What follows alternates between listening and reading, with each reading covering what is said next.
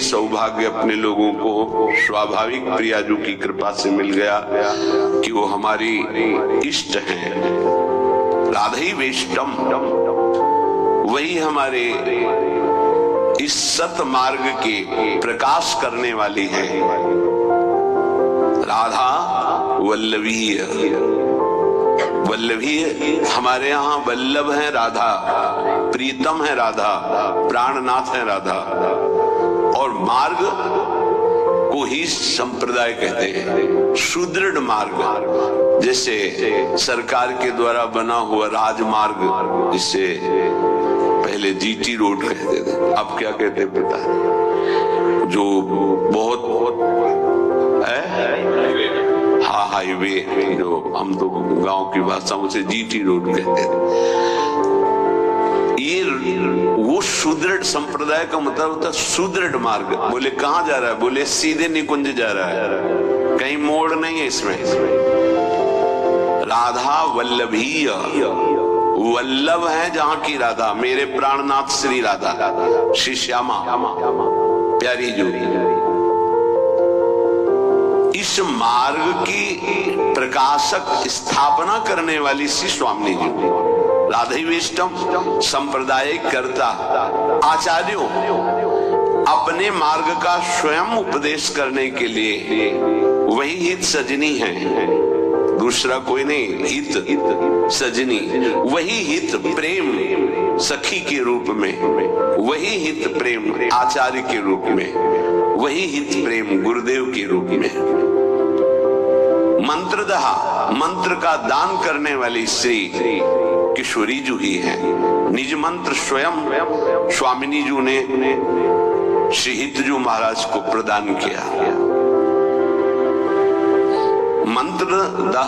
मंत्र दाता सदगुरुश्च,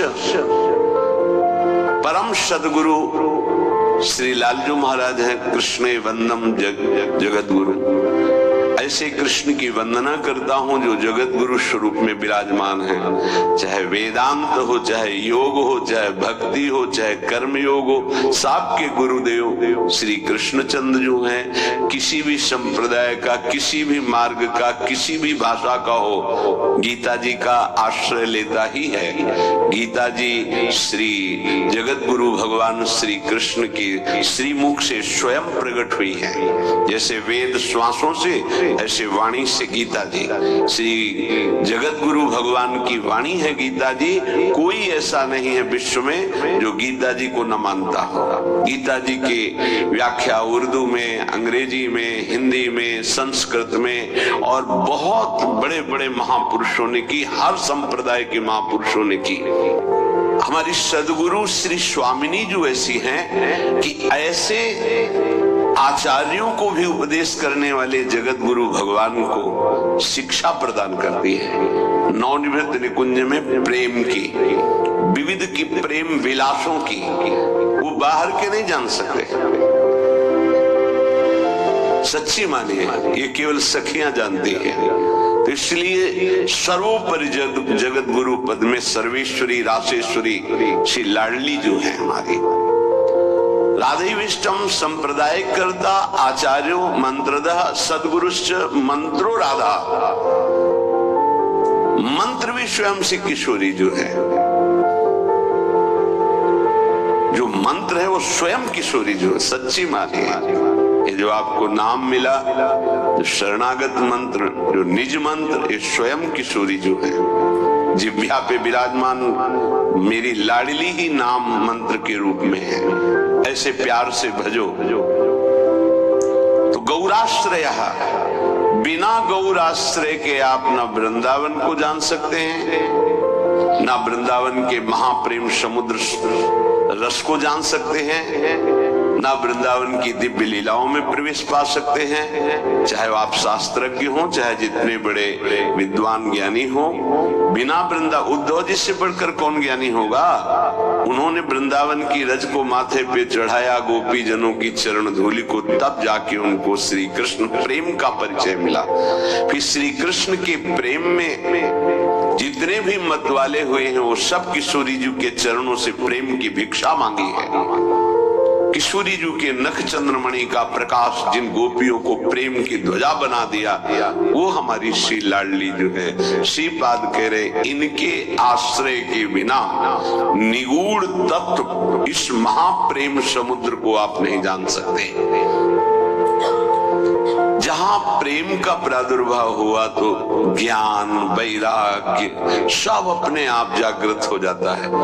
जैसे राजा पधारता है तो फिर उसके मंत्री सामंत सेना के पति वो सब वहां आ जाते हैं। ऐसे ही प्रेम राजा हृदय रूपी सिंहासन पर बैठा कि ज्ञान रूपी उसका मंत्री, वैराग्य रूपी उसका सेनापति, क्योंकि प्रेम की रक्षा वैराग्य से होती है।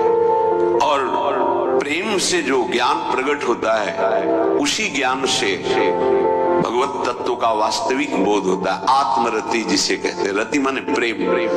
आत्म तत्व का बोध उसी को होता है जिसे आत्मरति प्राप्त हो जाती है। चाहे ज्ञान हो, वैराग्य हो या भक्ति दिव्य हो, वो सब प्रेम के पधारने पर होता है। जब हृदय में प्रेम जागृत हो जाता है। पूज्य स्वामी अखंडानंद जी महाराज ने पूज्य बाबा उड़िया बाबा जी से प्रश्न किया कि बहुत लोग भजन करते हैं पर लाभ दिखाई नहीं देता जो लाभ होना चाहिए। तो बाबा कहते हैं कि पहली बात भजन में निष्ठा होनी चाहिए कि चाहे मर जाऊं, इतना कष्ट आवे पर भजन नहीं छोड़ूंगा, ऐसी निष्ठा नहीं है। किसी बिरले में होती है।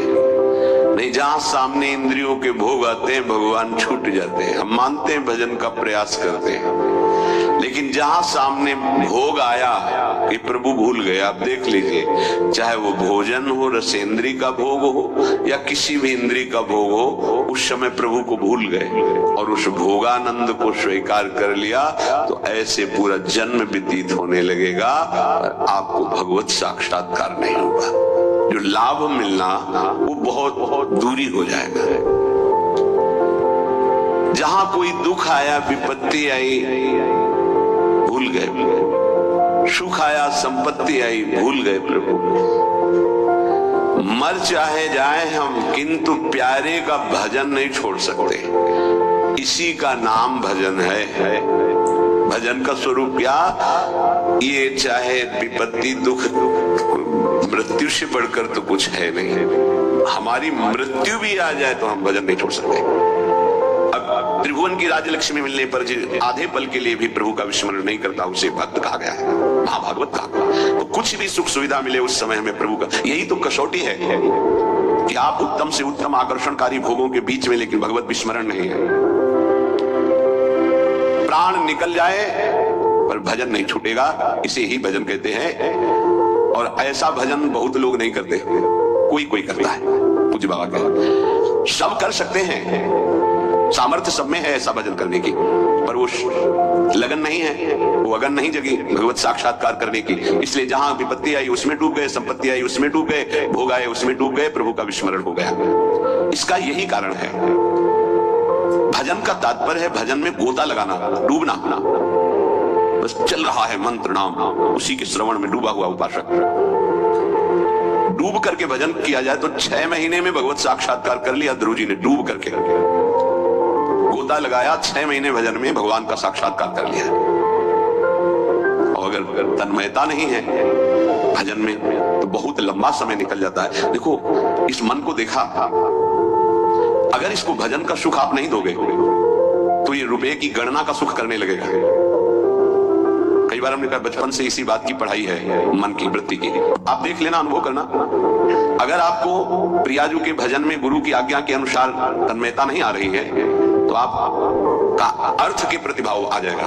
अनंत ब्रह्मांडों में कितना ऐश्वर्य है और वो मायाकृत एक पलक झपकते श्री भगवान ने रचा है।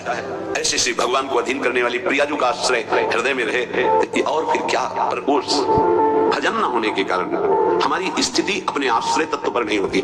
आश्रय हुआ ही नहीं, होने का अवसर मिला लेकिन हमने फिर भी वही लौट कर आश्रय कर लिया, पलट गए, फिर वही आश्रय कर लिया। सन्मुक्ता से जो एकदम परिवर्तन होता है, एकदम विमुक्ता के लिए माया अपना जाल रचती है। स्पष्ट देख, तो इससे बहुत बढ़िया महल बना सकता है, तू बहुत बढ़िया कार ले सकता है, तू हर सुख सुविधा ले सकता है।